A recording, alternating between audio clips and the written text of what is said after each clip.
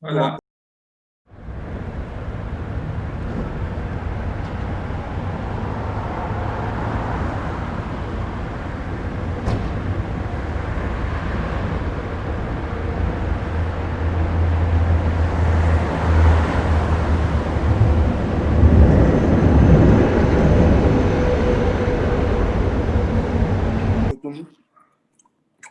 Ça, c'est la percussion. La percussion.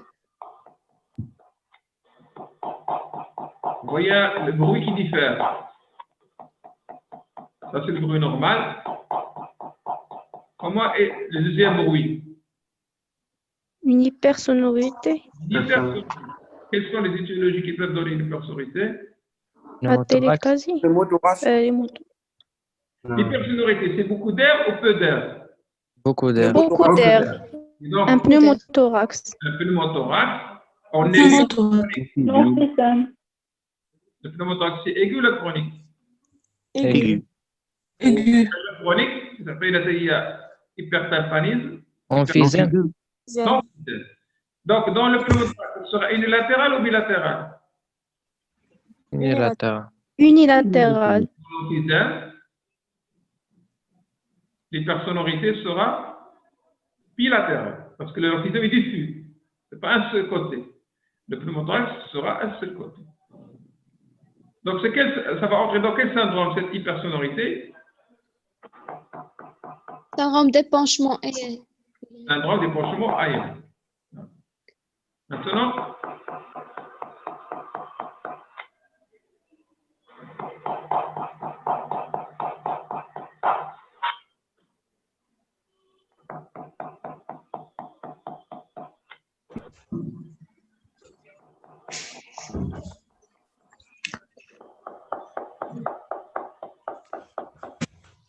je reviens pour vous montrer parce que il faut s'entraîner chez vous pour faire la différence.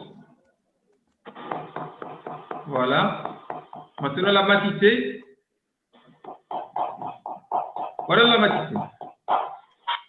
La matité, c'est du bois. Comme si vous tapez. Ça, c'est pas du bois, c'est du bois qui n'est pas, il est un peu sonore, mais voilà matité. Hypersonorité. Ça, c'est matité. Vous avez entendu? Oui. Oui. Ça, c'est Hypersonorité. Hypersonorité. et ça? Matité. Matité. Donc, matité, c'est dans quel syndrome? Épanchement liquidien. Mon liquidien. Épanchement liquidien ou bien Condensation. condensation? Atélectasie. Atélectasie, c'est donc condensation. Voilà. Pourquoi on a ces bruits? Parce que lorsqu'on va souffler dans de l'air, regardez ici, au contact, lorsqu'on souffle, regardez, si on souffle dans l'air, voilà, c'est le bruit, si on veut dire le bruit normal. Donc,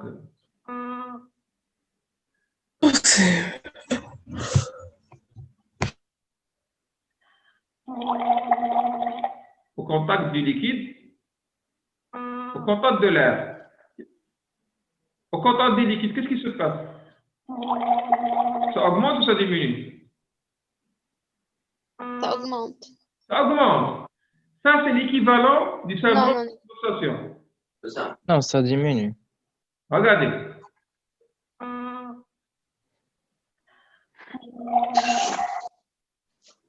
Vous voyez? Ça, c'est un poumon normal. Ici, c'est un poumon qui contient du liquide. C'est quoi le liquide? Ici, c'est pas le liquide. Un poumon qui contient du liquide, c'est le poumon qui contient de sécrétion. S'il contient des sécrétions, l'intérieur des انا وي راه كنا ديزاكتيفي المايك. هذه بحال شي واحد كيهضر دار لي فيبراسيون فوكال et les a transmis à travers du liquide. Comme des reins ronflants. Ça augmente. Pourquoi ça augmente? Parce qu'il y a du liquide à l'intérieur. Et donc, c'est l'équivalent de l'exagération des vibrations vocales. Regardez l'exagération. Ici, il n'y a pas d'exagération de la transmission des vibrations vocales. Quand est-ce qu'on a une exagération de la transmission des vibrations vocales? Condensation. Syndrome de condensation. Syndrome de condensation. Pourquoi il y a une exagération? Parce que dans les poumons de la pneumonie, par exemple, vous avez des sécrétions. Les sécrétions sont riches en liquide, en eau. Monsieur, des râles ronflants. Hein? Des râles ronflants. Non, ce n'est pas les râles. L'important ici, ce n'est pas les râles. L'important ici, c'est les vibrations vocales. Les vibrations. On est en train de mimer les vibrations vocales. On est en train de mimer quelqu'un qui parle. Voilà.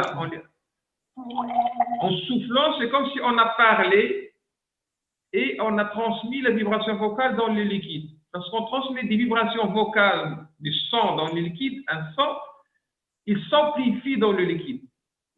Si on est en contact du liquide. Ça explique pourquoi dans la pneumonie ou dans le syndrome de condensation, vous aurez une exagération de la transmission des vibrations vocales. Mais les radiophoniques, quand vous lui dites de dire 40 ou la 33 ou la 99, vous aurez une exagération du bruit à cause d'une sécrétion bronchique qui existe dans les alvéoles, dans le poumon. D'accord? Par contre, si vous le... Donc voilà, voilà l'exagération dans le syndrome de condensation. Maintenant, s'il y a du liquide dans la plèvre, pas dans le poumon, les voies aériennes ne sont plus en contact de la plèvre. Si la plèvre elle est pleine, soit par l'air, soit par liquide, il y a un espace qui sépare les vibrations vocales de la paroi. Cet espace il est fait par du liquide qui ne contient pas et de l'air qui éloigne le poumon de la paroi thoracique. Et donc, dans ce cas-là, vous aurez Une moitié. La transmission des vibrations vocales, qu'est-ce qui va se passer? Elle va diminuer. Elle va diminuer. Et donc, vous aurez un syndrome d'épanchement, soit liquidien, soit aérien.